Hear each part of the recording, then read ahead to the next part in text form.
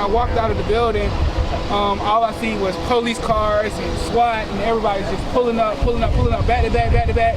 And my supervisor was right there at the time, and he was like, hey, make sure you stay close to the walls and stand back because we heard this active shooting. We just saw a lot of one of the accounts of someone who was in the neighborhood describing what they saw and heard. Let's get to NBC News law enforcement analyst Jim Kavanaugh.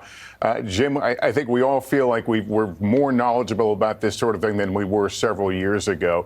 You've got people that have been told to stay in place, to lock down in place. At what point does that become a hindrance to officers who are doing a very dangerous, presumably room by room search for the suspect?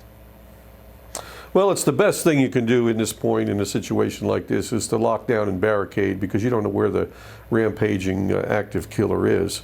So you lock your own space, you barricade the doors, and you get down and you can monitor your smartphone or your television for news and wait for police commands. That's the safest thing if you're in a building of this size. If you can't escape, and it'd probably be hard to escape if you don't know where the killer is at that point. So that's the right thing to do. Atlanta SWAT is clearly inside, searching and pressing to contact the killer. That's the job. Press, move as fast as you can. We're all trained to even step over wounded people.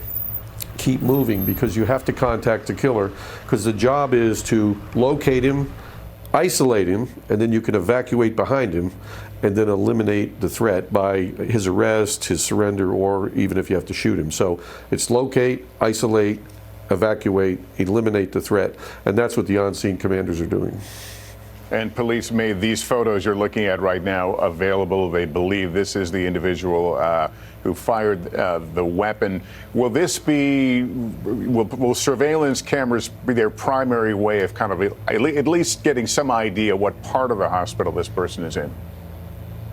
Yes, of course it will, and witnesses who might have streamed out.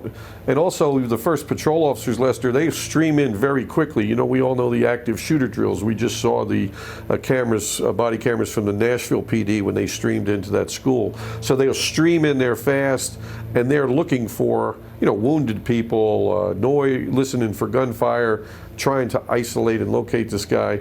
And then when SWAT arrives, they're going to come in and take over from patrol officers, and they're going to press to contact as quick as they can. And then, of course, more SWAT is going to arrive from the state police and the federal agencies like FBI and ATF. So they're going to have a lot of SWAT teams there that can deal with that large facility. There's been no shooting for a while, so there's a lot of possibilities there that could be. He could be dead, he could be hiding, he could have escaped, he could be holding people, and the on-scene commanders, have to deal with all that.